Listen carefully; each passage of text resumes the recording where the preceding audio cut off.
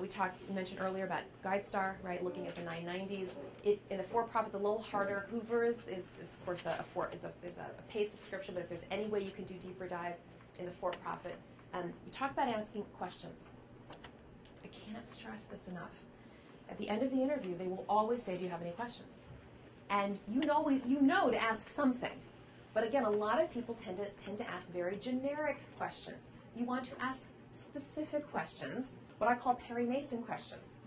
You know, Perry Mason didn't just ask the question of the person he was interrogating, right? He kind of, the way I say it, he's like backed up to the door, right? And it was a leading question. He told the story, and then finally, here's the question. It's the same thing. You could say, well, based upon my research, I noticed that your objectives are this, this, and this, or I noticed some projects or M&As, and my question is, right, related to whatever story you just told, okay? So you want to showcase your intellectual curiosity of how much research you did, and then lead into some powerful question. Yes, ma'am?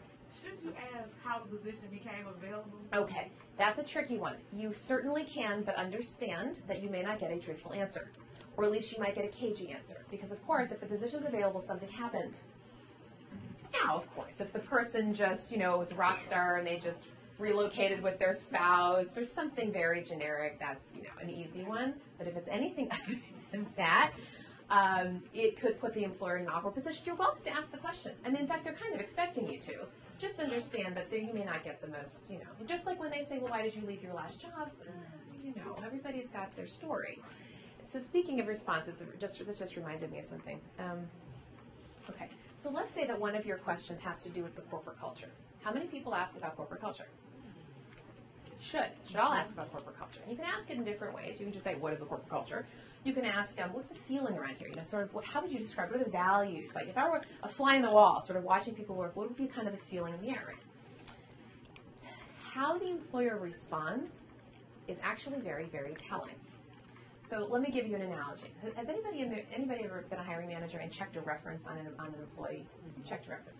Have you ever checked a reference where the person on the other, the person you're checking the reference of, says, oh yeah, Susie, she was great, she was this, she was that. Okay. Nice question. And then you check this other one on Sally. Sally, she was amazing. Oh my gosh, you'd be crazy not to hire her. That one? Okay.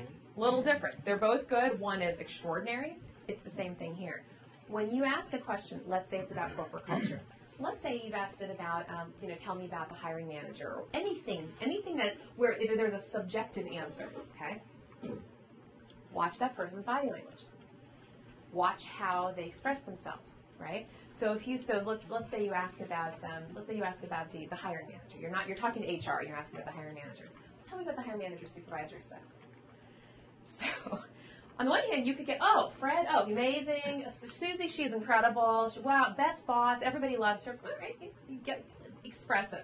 And then you get the one that says, Susie, well, she can be pretty demanding. Mm-hmm. She's a pretty, a little intense. Okay, words like that, cagey, yes. Read between the lines. Read between those lines, because whatever they're saying, it's a whole lot more of whatever they just said. A whole lot more. Like probably 100 times more, okay? Watch. This is why we interview in person. You couldn't get that kind of thing on the phone. Even vocal inflections you couldn't get. You have to see their body language. Do they look down? Do they look away? Are they squirming? Are they trying to choose their words carefully? Okay? Watch this, because that should actually give you a red flag. Now, the reason why I'm mentioning that is because of something called the halo effect. Anybody know what the halo effect is? What's the halo effect? You kind of have a tendency to hire somebody that's either like you or like another like star employee. That's right. And you assume that they're going to be a good employee. That's right, yeah. Or you look at a person's skill in one area and just kind of apply it across the board. So the halo effect is usually applied to employers, where the employer says puts a halo over you. You come from the right educational background, or you come from our industry, you're a part of our tribe, or we like your personality, or you look a certain way, or whatever. But job seekers can have a halo effect too. When you're sitting in that interview seat and you're hungry for that job, and then all of a sudden everything you hear sounds wonderful. This sounds like the best job on the planet. Especially when the mortgage has to be paid, and I'm just saying. right? So we tend to have this sort of gloss. Oh, I didn't. I'm sure she, was just probably, was a little thirsty, and that's why she kind of cleared her throat. Yeah, right. Right? You have to really be critical. You want to sit in that seat, sit in that interview chair as if you were in the catbird seat, as if you could choose any job that you wanted to. Think from that perspective. I'm not saying that is your reality. I'm saying emotionally. Put yourself in that mindset to say, you know what, I've got to be objective here. I need to look at everything critically. Yes, ma'am. I had an experience like that I can share very briefly. I went to an interview, and when I was first introduced to the head of the organization, and this was for a job on the senior management team, this person did not shake my hand. Didn't shake your hand? I was apoplectic. I could not get over this. It was so rude. It was so inappropriate. How could a person not do that? Whatever. But so you put your hand out and the person didn't shake it? No, he just didn't offer me his hand. Okay. So, I didn't offer mine, but I thought that was really wrong. But maybe he didn't shake hands.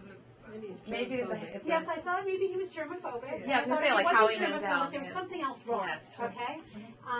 But I really wanted a job. I really wanted to go to that level. I really wanted to get out where I was because it wasn't challenging enough for paying well. And I took the job, and the man had terrible people skills. And ended up, I was a terrible fit there because I don't work the way he did. I knew it in the first minute, but I blinded myself to it. Thank you for sharing that. Made my point. Absolutely, yes. Can you give us the answer to the what's your salary? Yes, we're going to go into that. Okay. I promise you we'll look into that. Hold that thought. But I think what you're saying is correct about all this stuff. But the problem is, at least from my perspective, the job market is so bad. So you just have to take something. Well, that is a whole other situation that most people are finding themselves in. I talk so many people off the ledge, I can't even tell you. Yeah. I do, because at the end of the day, what happens is, and it's a flawed system. I get it. You take that job, and then within 6 weeks you're looking, and they've just wasted time, and you've just wasted time, and they've just wasted time, and it's, what are you going to do? I would say do your very, very level best to shoot for 100%. You may not get there, but here's a good rule of thumb, okay? After the interview, take a pulse check on yourself, kind of like this, okay? Scale of 1 to 10, I want you to ask yourself, how interested am I in this opportunity? Like, all for all, if I put all the pieces together, from the culture and the job and the location and hopefully what I know about the compensation, just put the whole thing together, how do I feel? Do a 1 to 10 check on yourself. Now, in a perfect world, perfect utopia, you're going to only be accepting positions that you're going to feel a 10. Maybe a 9 if you don't give anything a 10. Some of you are like that, okay? An 8 could be. A 7 or below, flags, big flags. Anything that you are giving a 7 or below, big flag. And for sure, if you're ranking it like a 3 or a 4 or a 5, that's a whole other kettle of fish.